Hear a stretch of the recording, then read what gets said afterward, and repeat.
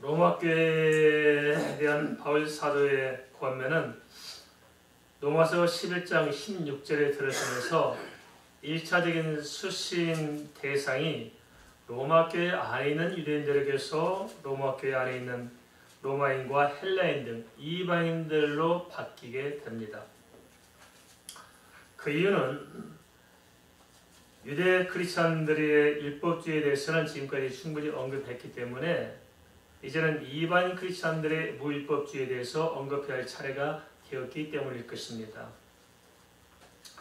한데 로마서 11장 16절부터 시작되는 로마 교회 안에 있는 이방 크리스찬들에 대한 권면은 그들의 무율법주의적인 방종에 대해서 언급하지 않고 유대인과 이방인 사이에 은연중에 내재되어 있는 관계를 들고 나오면서 유대인들에 대한 이방인들의 영적인 태도에 대해서 먼저 들춰내고 있습니다. 이를 통해서 한 교회 안에 있지만 서로 성격이 다른 유대인들과 이방인들 사이에는 서로 감출 수 없는 뭔가 내재하고 있는 어떤 뭔가가 있는 것을 엿볼 수 있습니다. 그 이유는 교회의 주도권 문제로 추측할 수 있는데 이는 강력한 성령의 은혜 안에서 서로 하나 되었던 안디옥 교회와는 달리 영적으로는 당시 시대 상황에 의한 갈등 구조를 함께 극복해내지 못한 상처에 의한 것으로 볼 수 있을 것입니다. 하지만 좀 더 깊이 들여다보면 이 세상을 살아가는 사람 중에서 상처 없는 사람이 어디가 있고 이 세상 존재하는 모든 교회, 어느 교회인들 상처 없는 교회가 없겠습니까? 그래서 좀 더 깊이 들여다보면 사실 그런 어떤 영적인 역사적인 정치적인 상처의 문제라기보다는 그들 자신의 신앙적인 영적인 문제로서 어떤 것을 극복해내지 못하는 은혜를 상실하는 면을 우리가 깊이 볼 수 있을 것 같습니다. 로마 교회는 AD 40년경부터 이스라엘에 이주한 유대인들이 중심이 되어 세운 교회로 로마인과 헬라인 등 이방인들이 전도되어 함께 공동체를 이루는 교회였습니다. AD 40년 하면 주님께서 승천하신 이후의 사건이고 로마에서 멸망한 적이 AD 70년이니까 그 기간 사이에 있었던 일로 볼 수 있을 것입니다. 따라서 초창기 때는 유대인들의 세력 때문에 유대인들이 로마 교회의 주축을 이뤘을 것입니다. 한데 AD 41년부터 통치를 시작했던 로마의 제4대 황제 글라우디오에 의해서 AD 49년경에 그러니까 로마 교회가 세워진 지 한 8년, 9년쯤 되던 해에 유대인들에 대한 추방령이 내려지게 됨으로써 유대인들의 대다수가 로마를 떠나야 했습니다. 그래서 로마를 떠났던 유대인들의 그 빈자리를 다시 로마의 사람들이 메꾸기 시작하면서 그 주도권이 처음 복음을 전했던 유대인에서 유대인으로부터 복음을 전해받은 이방인으로 바뀔 수밖에 없었습니다. 당시 로마 인구는 대략 100만 명쯤 되었다고 추정하는데요. 그 안에 유대인은 5만 명 정도로 이렇게 보는 것 같습니다. 그런데 그 5만 명 유대인 중에서 2만 5천 명 정도가 추방되었다고 합니다. 그러고 보면 로마 교회 형편도 대략 짐작해 볼 수 있을 것입니다. 하루에 추방된 지 5년 후인 AD 54년에 글라우디오 황제가 죽게 됩니다. 13년간 통치를 마감하고 죽게 되자 우리가 잘 아는 네로 황제가 등극하면서 전임 글라우디오 황제가 내렸던 추방령이 해지가 됩니다. 그로 인해서 추방되었던 유대인들이 다시 로마에 들어오기 시작하면서 로마 교회 안에 이렇게 유입되기 시작합니다. 그러면서 인종적인 갈등이 또 생깁니다. 그와 반면에 또 하나 뭐가 있었냐면은 신앙적인 갈등을 통해서 등장한 게 뭐냐면은 주도권 문제입니다. 자기들이 주도권 잡고 있다가 떠났다가 다시 들어온 사이에 주도권을 이방인이 갖고 있는데 들어오면서 또 주도권 문제에 대해서 은연중에 교회 안에 이런 문제가 밑바탕에 깔려 있었다는 것입니다. 바울 사도는 이러한 로마 교회의 실상을 주목하고 앞서 유대인들의 율법주의에 대해서 집요하게 권면한 것이었고 뒤에 이제는 이방인들의 반율법주의에 대해서 접근하고자 했는데 실제로는 교리적인 문제를 언급하기 이전에 유대인에 대한 이방인 성도들의 이 합당하지 못한 태도에서 먼저 문제의식을 갖고 권면하고 있습니다. 유대인들은 어쨌든 유대인들에 의해서 구원의 복음을 들었음에도 이방인들은 구원의 복음을 유대인들 통해 들었음에도 불구하고 넘어진 유대인들 앞에서 그것도 자신들도 하나님 앞에서 제대로 살지 못하면서 스스로 교만해진 것입니다. 바울이 볼 때는 이러한 로마 교회 안에 이방인 출신들은 성도로서의 받은 바 은혜의 자리에서 떠나 있었던 것입니다. 그래서 바울 사도는 그들이 자궁함을 버리고 회개하고 돌이키도록 진정한 은혜의 각성이 필요함을 역설하고 있습니다. 물론 이는 비단 로마 교회 안의 문제만 아니라 어느 시대를 막론하고 나타나는 보편적인 상황이 아닌가 싶습니다. 그리고 고린도후서 6장 1절에서도 고린도 교회를 향해서 하나님의 은혜를 헛되이 받지 말라고 권면하고 있습니다. 물론 제약이 만연한 오늘날 이 시대에 살고 있는 우리도 은혜를 헛되이 받고 있는 것이 아닌지 모르겠습니다. 만약 그렇다면 어찌해야 영적인 각성을 일으킬 수 있는 것인지 어떻게 해야 깊은 은혜의 자리를 향해서 나아갈 수 있는 것인지 우리 자신부터 좀 점검해 볼 필요가 있으리라 여깁니다. 오늘날 우리 한국교회도 참 많은 위기가 바로 여기서 오는 것이 아닌가 싶습니다. 이제 우리는 전임 세대와 후임 세대, 우리가 앞서 목회했던 전임 목사님들 세대와 지금 세대, 다음 세대 간의 깊은 고립이 있습니다. 영적인 많은 갈등들이 있습니다. 이로 인해서 교회가 좀 편안하게 이렇게 바톤 터치가 되어야 하는데 그러지 못하고 내용을 많이 겪고 있으면서 전임 목사파, 후임 목사파 서로 주도권 싸움 때문에 교회가 시끄러운 교회가 참 많습니다.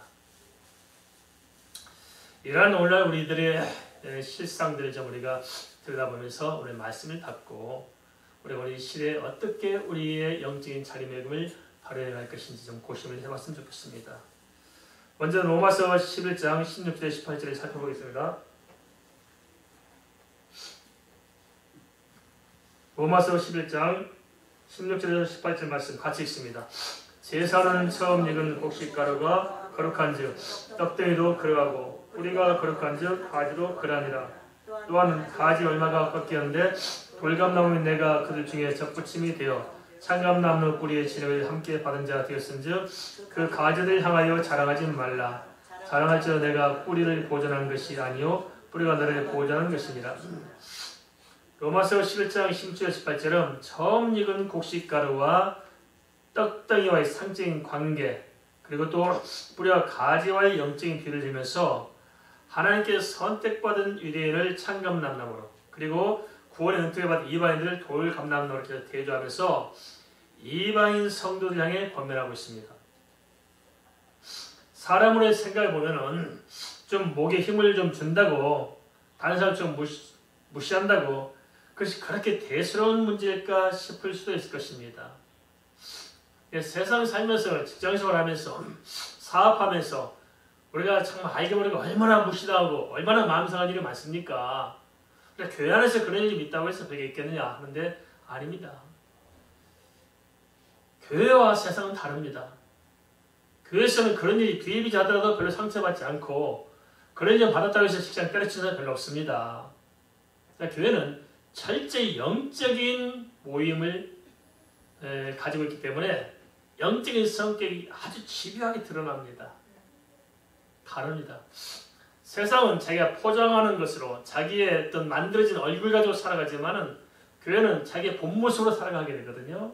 그래서 본바닥이 다 드러나는 게 교회입니다. 그래서 오히려 세상보다 교회 안에서 시험 드는 경우가 너무너무 많습니다. 그렇잖아요.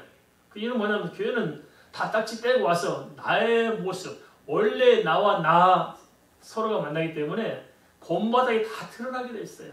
그래서 작은 거 하나, 말 한마디 때문에도 그냥 실족하는 경우가 너무너무 많습니다. 그래서 바울 사도도 이런 점을 잘 주목하고 있어서 이런 작은 문제를 작게 보는 것이 아니고 크게 보고 지금 접근하고 있다는 것입니다. 작은 균열을 위해서 교회 공동체는 상처가 깊을 수 있고 파벌이 주장될 수 있고 영적인 문제를 모두 나락으로 떨어뜨릴 수가 있습니다. 그러기에 성경은 사도 바울을 통해서 이러한 문제가 오히려 더 중요한 문제일 수 있음을 시사하고 있는 것입니다.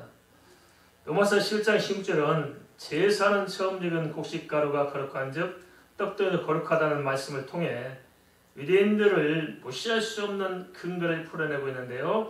그것은 처음 익은 곡식가루는 유대인들을 통해 이루어지는 복음의 첫 추수를 상징하고 떡은 이후에 회심한 유대인들을 의미하기 때문입니다.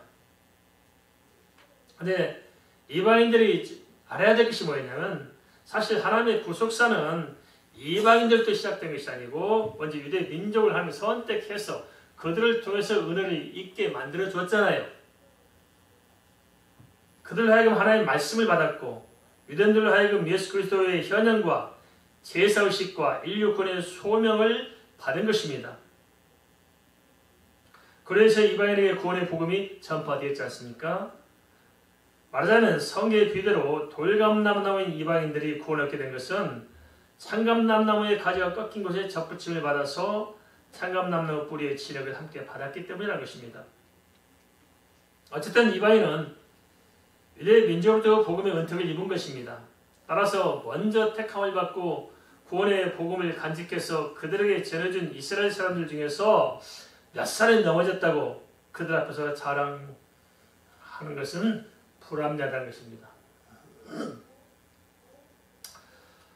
말씀의 쟁점은 유대인들을 추앙하고 높이는 것이 아니라 이방인 크리스천들이 자고하지 말고 하나님 좀 더 겸허해서 받은 번을 소중히 여길 수 있기를 바라는 데 있을 것입니다. 누구를 막론하고 구원의 은혜를 받은 것은 내 자신이 구원을 받을 만한 탁월한 좀 공로가 있어서 그런 것이 아니지 않습니까? 우리의 구원은 오직 하나님의 은혜입니다. 나된 것은 하나님의 은혜지 우리가 특별하게 뭘 어떻게 해서 우리가 구원을 받은 것이 아니고 은혜를 받은 것이 아닐 것입니다. 네, 이런 점들을 쉽게 여김으로 말미암아서 가끔씩 고개를 내밀고 자기를 들춰내는 것입니다. 가만히 한번 생각해 봅시다. 나 한 사람 구원에 이르기까지 앞서 얼마나 많은 사람들의 희생이 있었고 얼마나 많은 사람들의 수고가 있었겠습니까? 그렇죠? 우리는 너무 내 구원을 쉽게 생각할 수 있어요. 그렇지만 그렇지 않습니다. 우리가 지금 예수 믿기까지 기독교의 역사를 통해서 이 땅에 얼마나 많은 사람들이 피를 흘리고 왔습니까? 우리가 너무 쉽게 생각하지만 예수 그리스도의 십자가의 보혈의 그것을 하나만 생각하더라도 우리의 구원이 상상 그 이상일 것입니다. 그리고 우리 대한민국에서 또 복음을 전하온 많은 선교사들이 얼마나 비참하게 죽었습니까? 그들의 공로와 수고를 통해서 우리가 복음을 받았는데 그들을 무시하고 멸시한다는 말이 되겠습니까? 그건 말이 안 되는 거잖아요. 마태복음 11장 29절은 주님께서 이렇게 말씀하십니다. 나는 마음이 온유하고 겸손하니. 주님 어떤 분이라고요? 마음이 온유하고 겸손한 분입니다. 나의 멍에를 메고 내게 배우라. 그럼 너희 마음이 쉼을 얻으리니. 대부분 묻습니다. 예수님께 제일 좋은 게 뭡니까? 하면은 대부분 공통점이 있더라고요. 뭐가 좋아요? 마음이 편해요. 그래서 마음이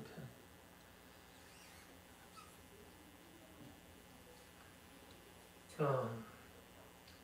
예수 믿으면 세상사가 어떠하든지 기본적으로 하나님께서 주시는 마음의 쉼이 있습니다.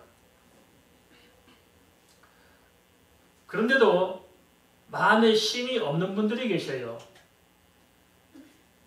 물론 세상 염려와 걱정과 일 때는 그럴 수 있겠지만 그것이 없어도 그냥 쉼이 없는 분들이 있어요. 왜 그럴까요? 그래서 내 마음을 주님의 십자가 아래 내려놓아야 되는데 그렇지 못하고 자꾸 사람들 머리 꼭대기에 나를 세우려고 하기 때문에 쉴 수가 없는 것입니다. 진정으로 예수 그리스도 안에서 은혜를 받은 사람은 당연히 온유하고 겸손한 성품으로 변화가 될 것입니다. 성경의 인물들이나 교회사 속의 인물들이나 주 안에서 은혜를 입은 사람들은 그래서 주님을 닮아 말하지 않아도 그 사람의 태도를 통해서 온유함과 겸손함이 향기처럼 배어나오는 것입니다.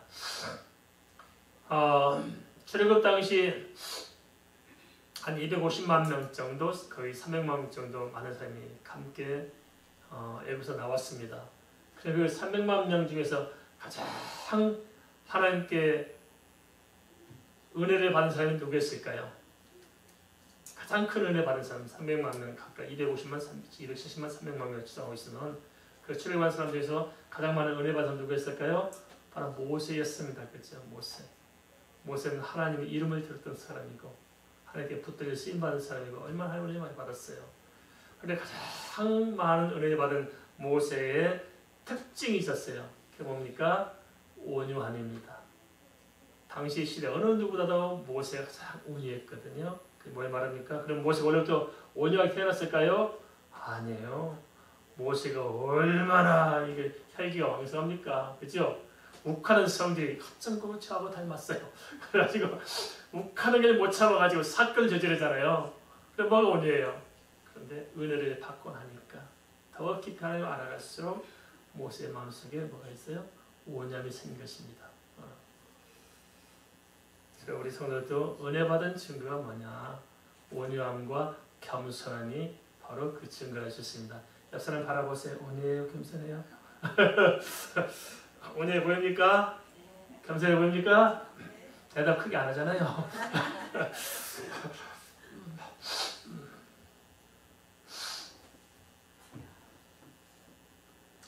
한데 로마 교회 이방인 출신 크리스천들은 자신들은 똑바로 살지 못하면서 자꾸 이렇게 유대 크리스천들, 넘어진 사람들 향해서 목을 뻣뻣이 세우고 그들에게 자기 뭔가를 자랑하고 드러내기를 원했던 것입니다. 그러다 보니까 은혜는 소멸되고 결국 그들의 믿음 자체가 불안한 거예요. 뭐 당시뿐만 아니고 지금도 그렇습니다. 어떤 사람들은 영적으로 어떤 기쁜 체험할 수가 있잖아요. 그냥 또 은사도 많이 받을 수 있고 또 어떤 직분을 받을 수 있고 축복을 많이 받을 수 있고 은혜도 받고 은사도 받고 뭐 축복도 받고 체험도 많고 직분도 잘 받고 그러면 정상적인 신앙인들은 갈수록 겸손해지고 온유해져 갑니다. 근데 꼭 목에 힘을 주는 사람이 생겨요. 그죠? 우리가 조심해야 됩니다. 그래서 우리가 선줄을 생각하거든 넘어질까 조심해야 됩니다. 다 사다가 넘어져요. 그죠? 내가 선줄을 생각하고 살아갈 때 하나님을 떠나게 됩니다. 조심해야 됩니다. 자기 목에 힘을 주기 시작하면서부터 성도는 타락합니다. 겉으로는 믿음이 좋은 것처럼 보이고 바른 것처럼 보일지 모르지만 아닙니다. 진짜 은혜를 많이 받으면은 뭘 보게 됩니까? 나의 죄성을 보게 돼요. 그죠? 은혜 못 받으면 나의 죄가 보이지 않습니다. 그래서 바른 소리 많이 할 수밖에 없는 거예요.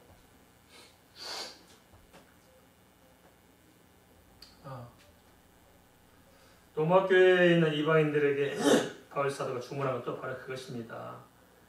구원의 은혜를 좀 감사함으로 받고 자고하지 말고 처신을 겸하게 하라는 것입니다. 하나님께서 넘어진 유대인들을 비유하는 꺾여진 참감람나무 가지를 잘라내고 돌감람나무 이방인들을 접붙여 구원하신 것임을 로마서 11장 19절 통해 다시 이렇게 필요하고 있습니다. 로마서 11장 19절 보겠습니다. 그러면 내 말이 가지들이 꺾인 것은 나로 접붙임을 받게 하려 함이라 하니라. 물론 이 말씀은 하나님께서 이방인을 구원하시기 위해서 굳이 이스라엘 민족을 구원받지 못하도록 잘라냈다는 것을 의미하지 않습니다.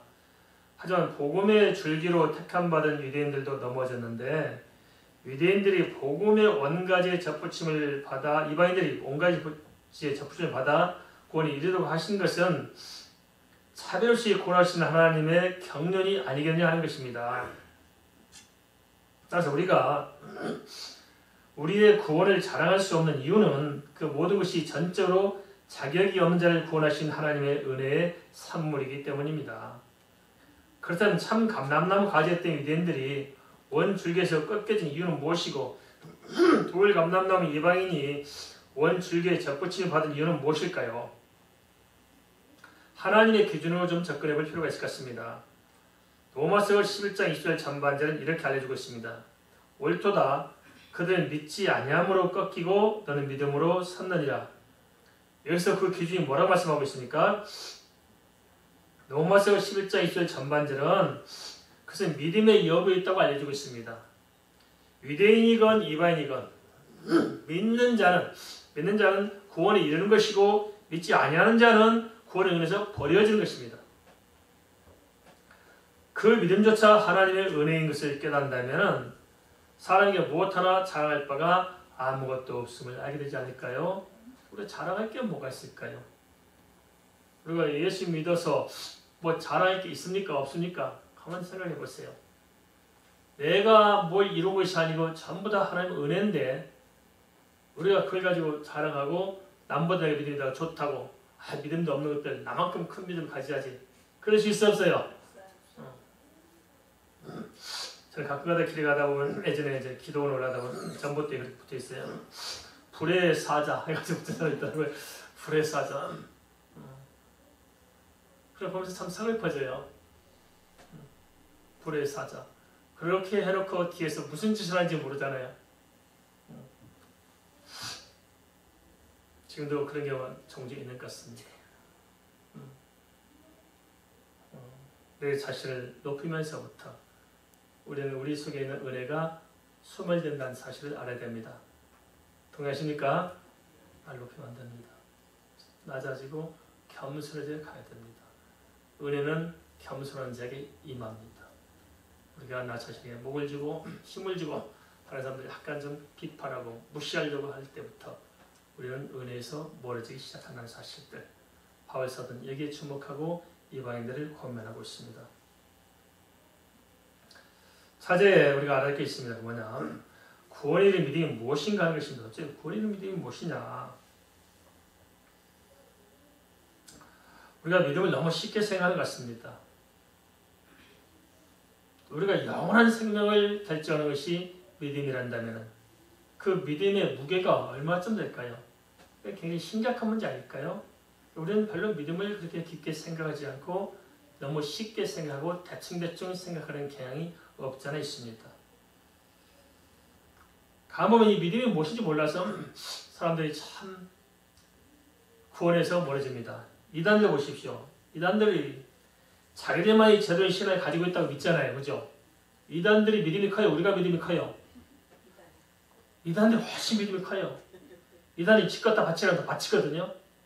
우리 해요? 못해요? 그게 안 나오면 안 나올지 절대 못 받죠. 이단들이 자기 부모도 고발하고 이혼하라도 이혼도 해요. 제가 이혼 안 한다고 이혼할 사람 손 들어보세요. 이게 제가 잘못해서 컴퓨터 하다 보니까 자꾸 오늘 뭐라고 자꾸 보내서 죄송합니다. 예. 다른 나라에서 보내가지고 시간이 달라가지고 외국에서 막 많이 보내는 것 같아요. 제가 미처 생각을 못했습니다.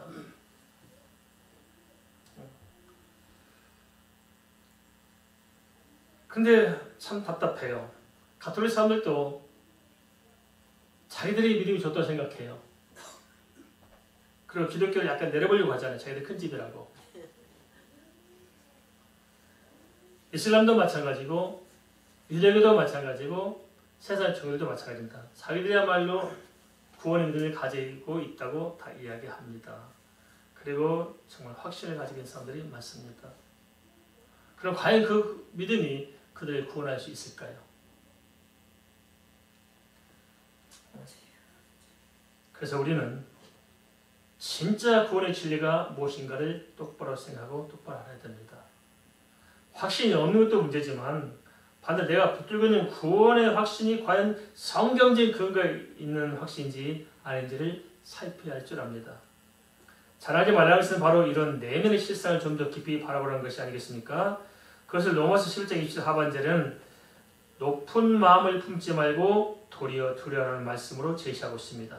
로마서 12장 12절에서도 16절에서 이렇게 말씀하고 있습니다. 서로 마음을 같이하며 높은 데 마음을 두지 말고 도리어 낮은 데 취하며 스스로 지은 채 하지 말라. 우리가 다른 사람에 대해서는 어떤 사람이 진정 구원의 소망이 있는 사람인가 알 수 없지만 최소한 진정으로 내 자신은 구원에 합당한 믿음을 가진 사람인가 아닌가에 대해서는 우리가 좀 알아야 하지 않을까 싶습니다. 어떻게 생각하십니까? 정말 내 자신이 구원받은 사람일까 아닐까요?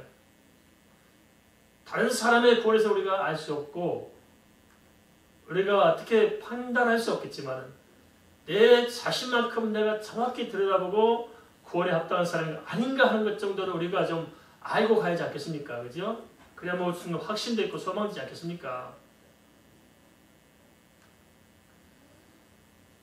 도대체 그럼 내가 구원에 확실히 있는 사람이 없는 사람일까요? 어떻게 결정하느냐? 예수 그리스도가 내 안에 있는 사실, 예수의 생명이 내 안에 있다는 것은 무슨 말이냐면 예수 그리스도를 믿는데 의심이 없는 거예요.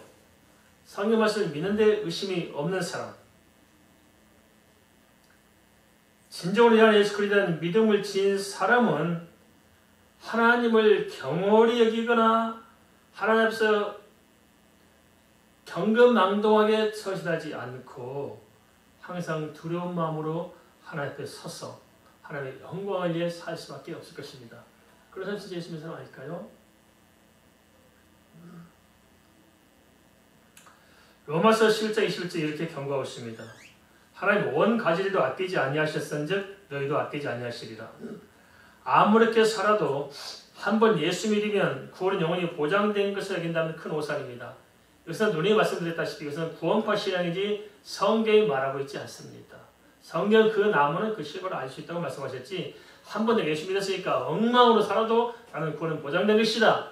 이것은 전혀 기독교가 아닙니다. 속지 마시기 바랍니다. 우리 이렇게 자꾸 설교하고 이렇게 믿어야 믿음 있는 설교하면 그건 절대 성경과 관계없습니다. 속지 마시기 바랍니다. 특별히 이렇게 보수적인 교회일수록 한 번 구원은 영원한 구원이라 설교하기 때문에 상관없다. 목사들처럼 그렇게 믿는 말이 많아요. 엉망으로 살았지만 한 번 예수 믿었으니까 믿음이 좋은 사람이 그 사람은 구원 받는다. 맞아요? 틀려요? 아닙니다. 조심해야 됩니다. 이런 잘못된 것들 때문에 우리가 얼마나 많이 애곡되는지 말할 수 없습니다. 그런 생각은 믿음이 구원에 이르는 믿음이 무엇인지 모르는 것이며 예수 그리스도의 언약을 알지 못해 하나님의 구원을 만홀히 여기는 것임을 알아야 하겠습니다. 고린도전서 9장 27절에서 바울 사도는 이렇게 고백합니다. 내가 내 몸을 치러 복종하게 하면 내가 남에게 전파한 후에 자신이 도리어 버림을 당할까 두려워함이로다. 하나님이 살아계시고 천국이 있고 지옥이 있고 성경이 사실임을 진실로 알고 믿는 사람은 자고하는 사람이 아니라 하나님 앞에서 항상 두렵고 떨림으로 살아가는 사람 아니겠습니까?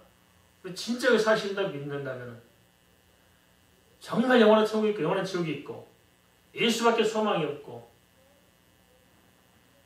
내가 주님의 은혜로 구원받은 사람이라는 것을 알고 인생의 종말적인 정국에서 내 구원을 받은 사람이라는 것을 확실히 믿고 사는 사람이라면 하나님이 얼마나 두렵겠습니까? 두렵단 말은 무섭단 말 아니잖아요. 그죠? 하나님 그 이대하심 앞에서 우리 자신들을 비춰볼 때 얼마나 우리가 가슴이 쫄겠습니까? 그죠? 그런 사람들은 절대 죄 가운데 빠지지 않습니다. 경고망동하게 처신할 수가 없는 것이고 함부로 내 몸에 힘을 주고 살 수가 없잖아요.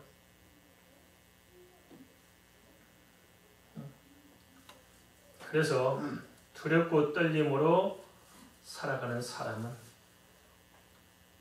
주님을 닮아서 온유하고 겸손해서 그런 모습들이 나도 모르는 사이에 드러나는 것입니다. 동의하시죠?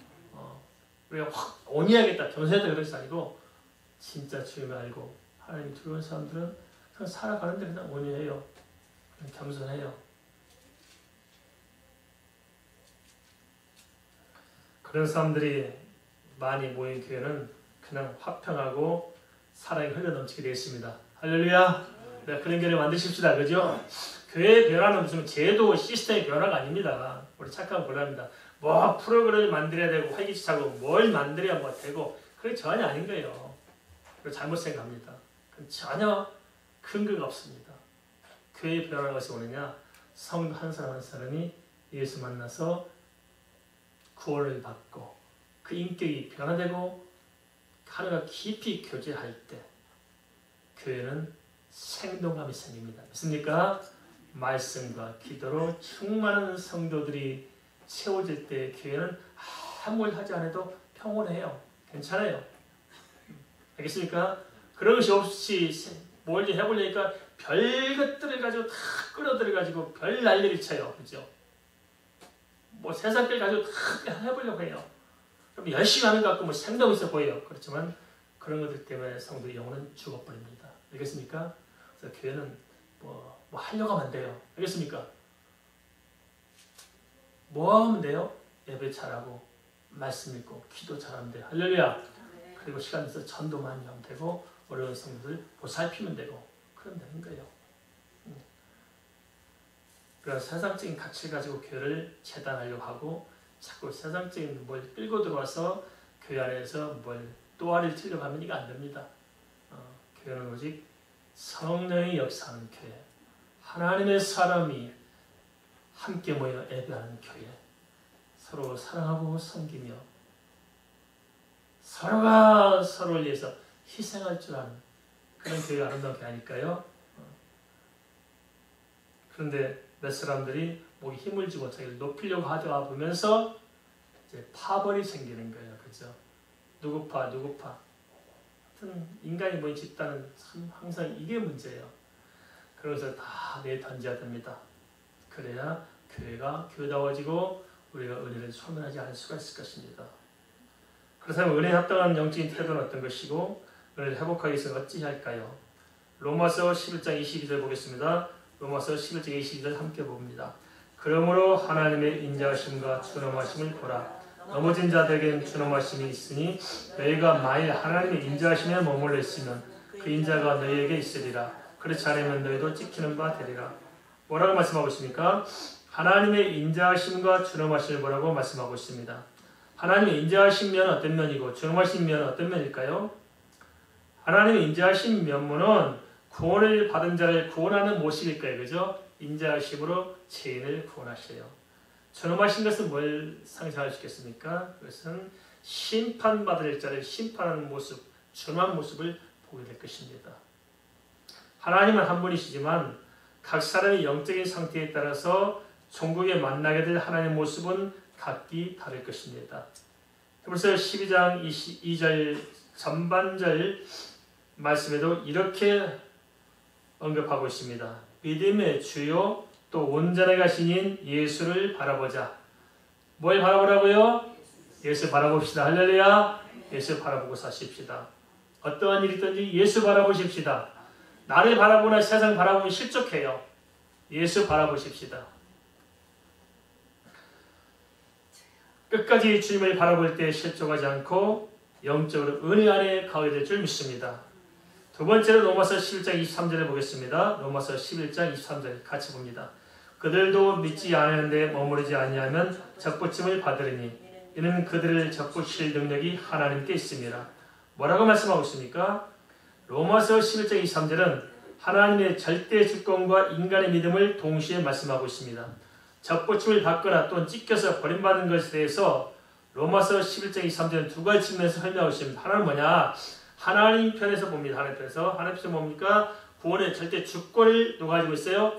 하나님이 가지고 계신 것입니다. 구원의 주권이 우리에게 있어요? 하나님께 있어요?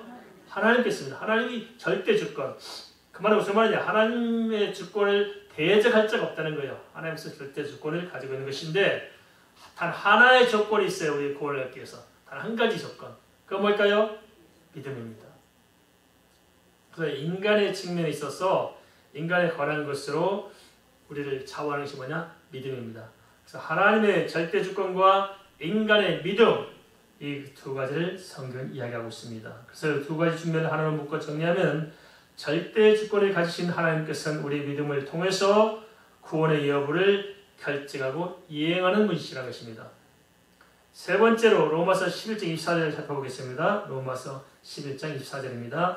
내가 원 돌감람나무에서 찍힘을 받고 본성을 거슬러 좋은 감람나무에 접붙임을 받았으니 원 가진 이 사람들이야 얼마나 더 자기 감람나무에 접붙이심을 받으리야. 로마서 11장 24절 뭐라고 말씀하고 있습니까? 돌감람나무 같은 이방인들도 구원하셨기에 하나님께서 언약의 통로가 되었던 유대인들 또한 구원하시길 원해요? 원치 않아요? 원한다는 거예요. 세상 사람 자꾸 우리 시비걸 같아요. 모르시는 분들이. 왜 하나님이 굳이 지옥을 만들고 지옥 목을 안 다릅니까? 어떤 분 그렇게 말해요. 하나님 안 계시다. 왜냐? 지옥이 있다면 하나님 안 계시다. 하나님이 사랑이라며 사랑의 하나님이 어떻게 지옥을 만들고 지옥 보내느냐. 그래서 지옥이 있다면 하나님은 없는 것이다. 맞아요? 틀려요? 아주 똑똑해요. 어떻게 그렇게 그런 머리를 써내는지 모르겠어요. 아주 똑똑해. 그럼 우리는 한번 간단히 생각할 필요가 있어요. 그럼 하나님이 멀쩡한 사람 지옥 보내려고 할까요? 지옥에 갈 사람 건지려고 할까요? 건지려고 하는 거잖아요. 이 사람은 거꾸로 이야기해요. 참 뒤통수 치고 들어오는데 참 당혹스럽더라고요. 그죠? 그런 식으로 접근해요. 또 말도 안 하는 사람이 있습니다. 성경의 오류를 인정할 수 있는 것이 참된 신앙이다. 맞아요? 틀려요? 성경과 신앙은 반드시 일치할 필요가 없다.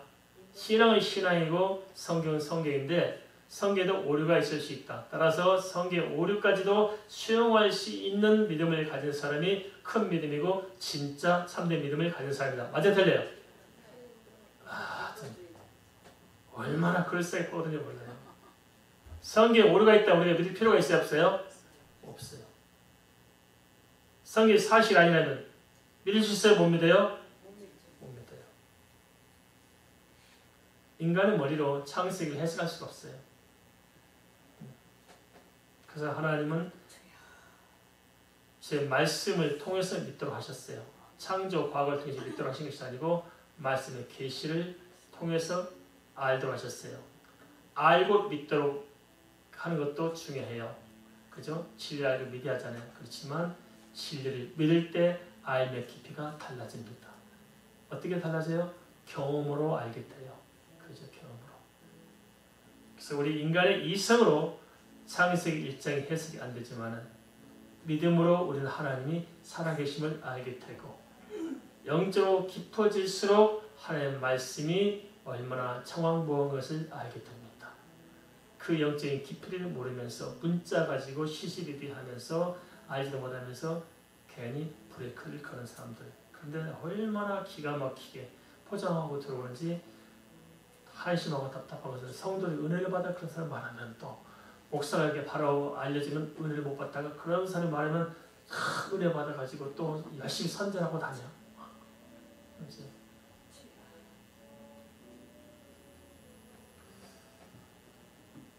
믿음을 거역하면 유대인이건 이방인이건 원가지에서 찍혀지게 되는 것이고 믿음으로 주를 바라보면 유대인이건 이방인이건 구원에 이르는 것입니다.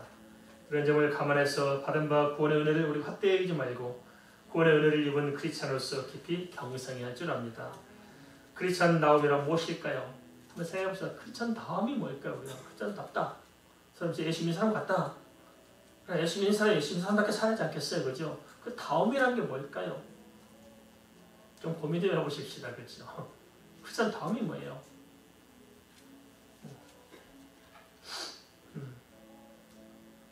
정말 이렇게 교회 안에서 경건한 사람들이 본바닥을 드러낼 때가 있어요. 뭐냐? 교통사고 나면 멱살 잡고 싸우는 사람 많잖아요. 본바닥을 드러내. 크리스찬 다움이 무엇일까요? 예배당에서 찾지 말고 삶의 현장에 찾아보십시다. 크리스찬 다움이 무엇일까? 과연 나는 크리스찬답게 살고 있을까요? 물론 사람이 완벽할 수는 없겠지만 최소한 우리가 방향성을 뚜렷하지 않겠어요, 그죠? 하나님께 은혜 받은 자로서 그에 합당한 삶을 살도록 내 인생의 방향을 좀 맞춰놓고 주파수를 맞춰놓고 살아야 되는데 그 깨어져 있을 때 이건 참 심각합니다. 우리 다 이 삶이라고 생각해요. 말씀드린 대로 이단도 그렇게 생각해요. 세상 종교도 그렇게 생각해요. 하나님의 저울에 올려놨을 때 합당할 수 있겠느냐 하는 것입니다. 그죠? 믿음이 뭐냐? 크리스찬 다움이 뭐냐? 다시 한번 생각해 보십시다. 뭘까요? 좀 예수 믿는 사람들이 좀 이런 영적인 문제에 대해서 깊이 있게 좀 고민을 해봐야 하지 않겠어요? 무조건 덮어놓고 믿는 것이 좋은 믿음일까요? 그건 아닙니다. 우리가 시장 보더라도 물건을 얼마나 많이 고릅니까? 저는 우리 아내가 장보라고 하면 안 따라가고 싶어요. 이번 주 금요 철학 때도 끝나고 성찬시에 포도주를 사러 갔는데 세상에 두부 한 모를 사는데 들었다 놨다 해서 한 번 돌고 놓고 쫙 또 이게 또 다른 게 있거든요. 그걸 갖다 주래요. 두부 한 모를 사는데 10분이 걸려. 듣고 나니까 또 잘 못 견디겠더라고요. 그냥 저 같은 경우는 그냥 뭐뭐 살까 싶어서 가서 쭉 하시니까 사오면 되는데 그게 아닌 것 같아요, 여자분들은. 그죠? 들었다 놨다 또 들었다 또 놨다 쫙 돌고 하다가 도대체 이게 그냥 에휴 나는 그냥 봤어요. 그래서 금요일 철학 때 제가 다짐을 했습니다. 절대 안 따라간다. 다시 따라가는가 봐라. 막 졸려다 해도 알았다. 조금만 기다려야 돼. 조금만 기다리는 게 30분 가버렸어. 우리가 이 장가 하나도 이렇게 생각이 많이 하잖아요. 선택을 잘하려고 하잖아요. 그런데 우리 영혼의 문제, 영혼이 사는 문제, 영생의 문제가 이 두부 한 번 사육보다 무엇이 되겠어요? 오다가 사육보다 무엇이 되겠냐고요. 생각해 봅시다. 구원이 무엇이냐?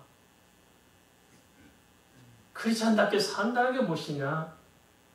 좀 장보력보다는 좀 많이 생각하지 않겠어요? 생각하며 사십시다. 로마교회는 이방인 성도들이 이것을 놓쳤어요. 그래서 자고했습니다. 괜히 목에 힘주고 무시하면서 자기들이 잘난 척하고 교회 안에 주도권만 잡으면 제일인 줄 알았어요. 아니에요. 그 결과가 주어진 것은 가슴에 박힌 은혜들이 뽑혀져 나가고 똑같이 버림받을 이기에 직면한 것입니다. 우리도 진짜 구원이 무엇인지 진짜 그리스도님이 무엇인지 생각하고 진짜 온유하고 겸손함으로 주를 섬겨 하나님의 영광으로 충만케 되기를 바랍니다.